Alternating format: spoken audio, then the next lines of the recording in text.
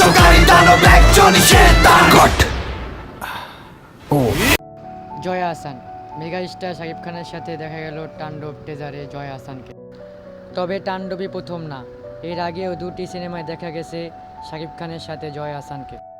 2014 সালে পূর্ণদৈর্ঘ্য প্রেম কাহিনী সিনেমায় শাকিব খানের সাথে দেখা গিয়েছে এই নায়িকাকে। আরও ছিলেন নায়ক রাজ রাজ্জাক, নায়িকা আনোয়ারা, শাকিব খান, জয়া আহসান সহ আরফিন শুভ। একইভাবে আবার জুটি বাঁধলেন 2016 সালে মেগা স্টারের সাথে পূর্ণদৈর্ঘ্য প্রেম কাহিনী 2 সিনেমায়। এই সিনেমায় শাকিব খান ছিলেন ক্রিকেটার আসাদ আহমেদ চরিত্রে, জয়া আহসান ছিলেন মডেলিং নায়িকা চরিত্রে, আরও ছিলেন নায়ক ইমন ক্রিকেটার চরিত্রে। দীর্ঘ 9 বছর পর আবার দেখা গেল শাকিব খানের সাথে তাণ্ডব টেজারে।